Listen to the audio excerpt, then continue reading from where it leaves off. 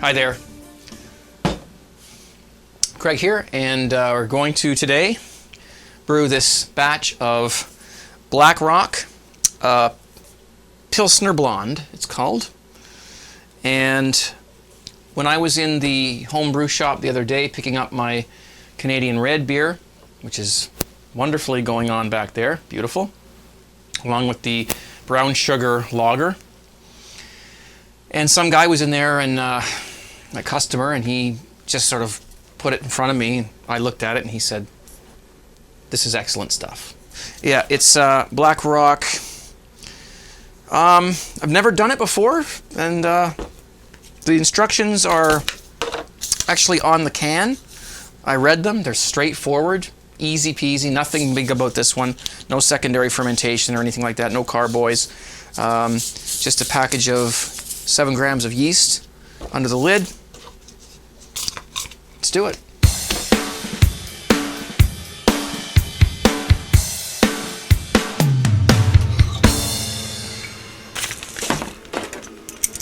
Got to get me some motion lotion here.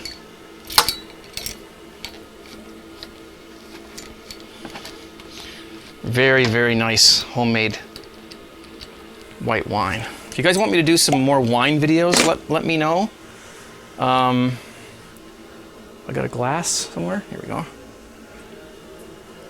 I will do more if you want. Just tell me. If you like wine, man, this is a great, like, it's $2 a bottle for a wine that I think is up there with good wines. Even more so than the beer, I think.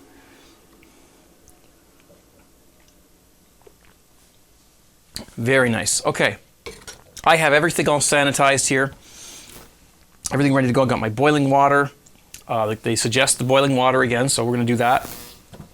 And I've got my can of malt extract here. The label came off, but nonetheless, there you go. Okay. Can opener. Clean, sanitized can opener. Well, first, before I do that, I'm going to put my sugar in. Check my spigot.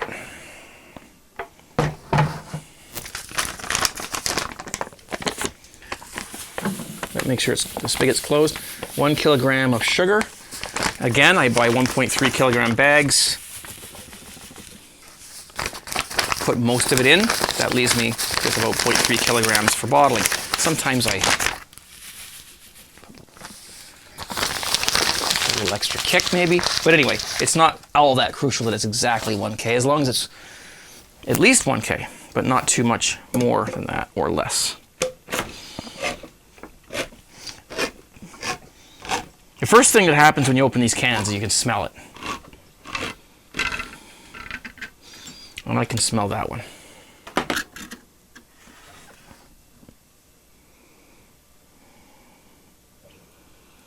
It smells pretty standard.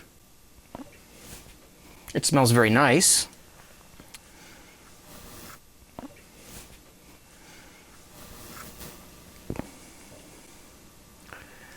And again, back there behind me, you can hear my 2 other girls fermenting away. The Canadian red again scared me because 24 hours later it wasn't bubbling yet. I checked my seal, my airlock, and I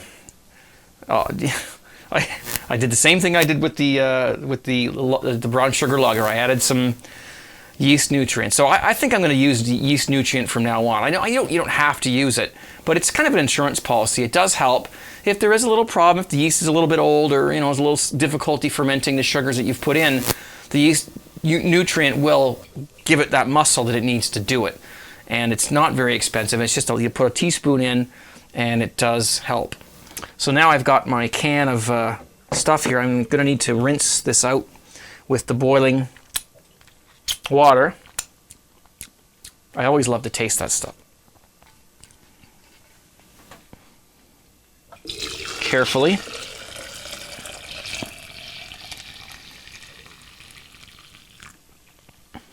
All right. Good stuff. Get my sanitized spoon.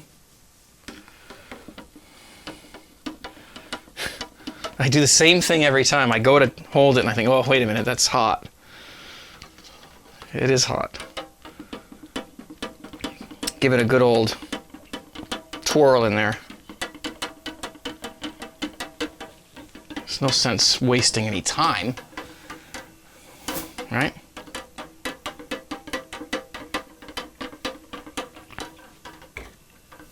I was drinking a beer earlier actually, but I switched to wine because my home brew at this point, it hasn't sat long enough. I want to let it sit longer, so I'm trying to stay away from it as much as I can and just drink some wine. All right, that's good.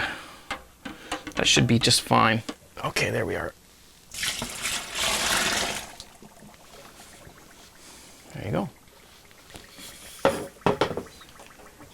And then just pour the rest of the boiling water in there.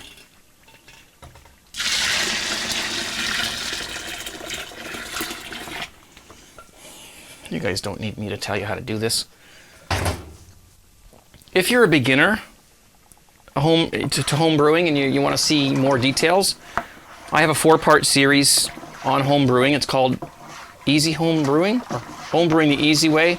I can't remember what it's called. It's my own video. But it's on my channel. It's way down. It's 2 years old, so you got to go way down on the list, and it's there. There's 4 parts.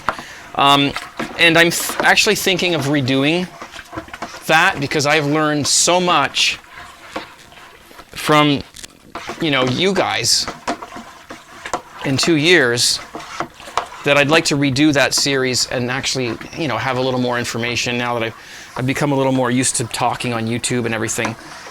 I would like to redo that series because I'm trying to put together a website for brewing, and I want to have a good quality set of videos up on there.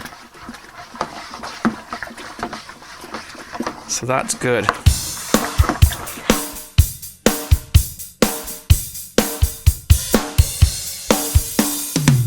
So now what I'm going to do is fill this with cold water, of course. Sanitized hose. Excuse me.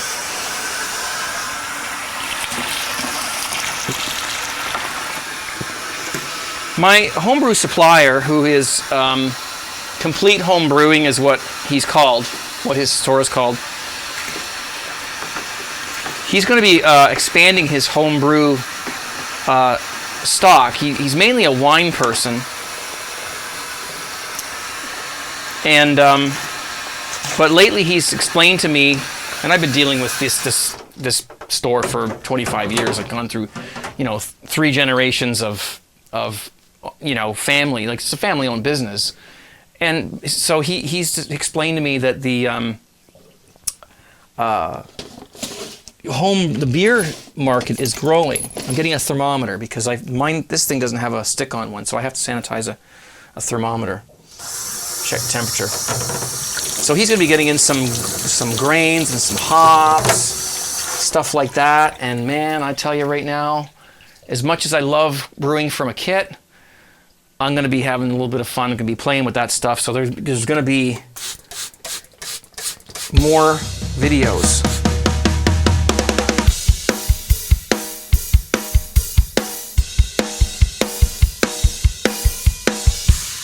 Let's see what we've got here. I've been criticized for putting my fingers in there. I have had so much sanitizer on my hands in the past half hour that I'm not too worried about it. It's at 71, so I'm going to put some warm water in there to bring it up a little bit higher.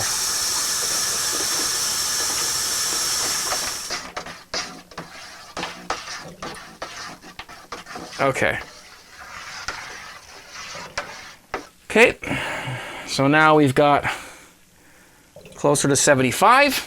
That's exactly what I like. Grab our yeast.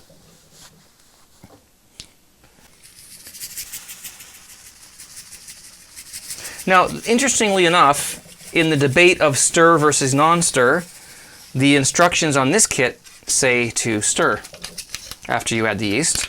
And the instructions on the Canadian red beer didn't say. They said sprinkle yeast, cover, and add airlock. So I think it just, I don't know. It's whatever you like to do. And as I've said before, I'm a stirrer.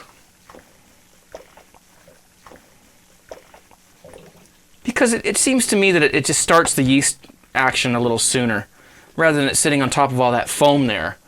It's suspended on all that foam, and it just doesn't, some might argue that the foam is actually helping to rehydrate and activate the yeast, and that may be true.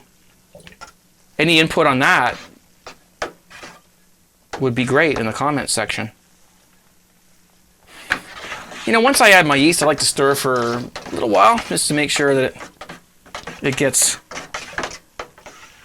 in there and doesn't just fall to the bottom.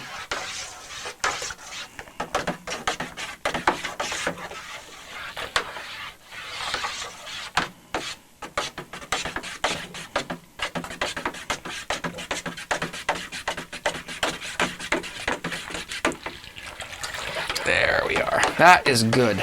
I'm going to leave it at that. Okay.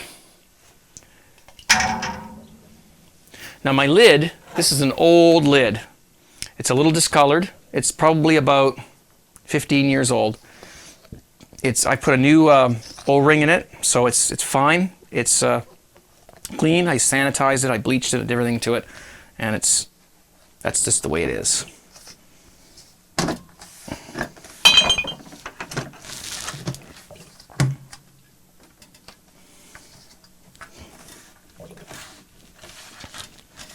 Press it down good, push in the sides.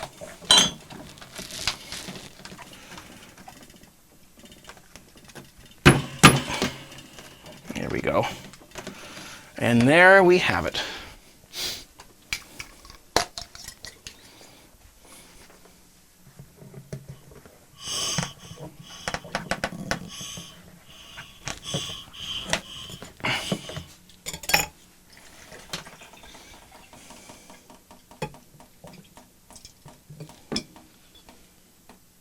Go.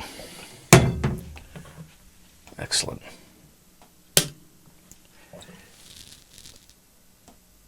Check for a good seal. And that we have. There, another home brew down the drain. Not down the drain, God forbid.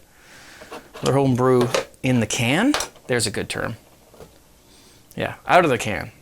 Anyways, I'm getting a little silly. The wine's affecting me a bit. Thank you for watching. Listen, I have somebody messaged me with an amazing product that some of you guys are going to really like. I don't want to tell you what it is right now because I'm going to wait, because I'm going to review the product, and I'm going to wait until I get the product in my hands, and I will do a review on it. But I'm very confident that this thing's going to work just great for some of you guys based on some of the questions I've had.